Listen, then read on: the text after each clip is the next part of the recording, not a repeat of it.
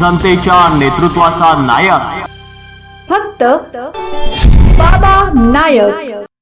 नंदुरबार जिल्ह्यामध्ये शहादा येथील तालुका कृषी अधिकारी कार्यालयाचा वीज पुरवठा दिनांक 24 फेब्रुवारी रोजी अवघ्या 4,350 रुपयांच्या थकीत बिलासाठी खंडित करण्यात आला। महावितरणच्या या कारवाईमुळे कार्यालयातील सर्व संगणकीय सेवा बंद पडल्या असून शेतकऱ्यांची महत्त्वाची कामे अक्षरशः ठप्प झाली आहेत। वीज बिल थकबाकीबाबत वारंवार सूचना देऊनही रक्कम न भरल्याने महावितरणने कनेक्शन कापले। परिणामी कार्यालयातील संगणक, प्रिंटर, स्कॅनर आणि इंटरनेट राउटर पूर्णपणे बंद झाले आहेत। 7/12 उतारा, पीक विमा अर्ज, विविध शासकीय योजनांची नोंदणी यांसारखी अत्यावश्यक कामे रखडली आहेत।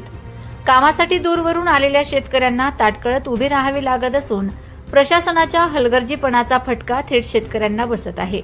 धक्कादायक बाब म्हणजे कर्मचारी वर्गाला चक्क मोबाईलच्या टॉर्चच्या प्रकाशात कागदपत्रांची तपासणी करावी लागत आहे। वीज नसल्याने कार्यालयात अंधाराचे साम्राज्य पसरले असून तांत्रिक स्वरूपाचे कोणतेही ऑनलाईन काम करणे अशक्य झाले आहे।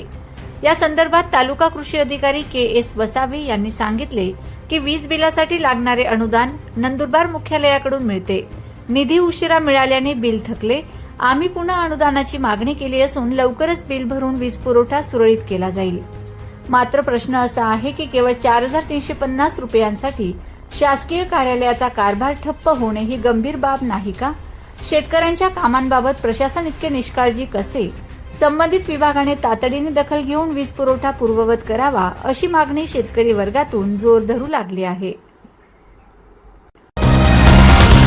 जनतेच्या नेतृत्वाचा नायक फक्त बाबा नायक।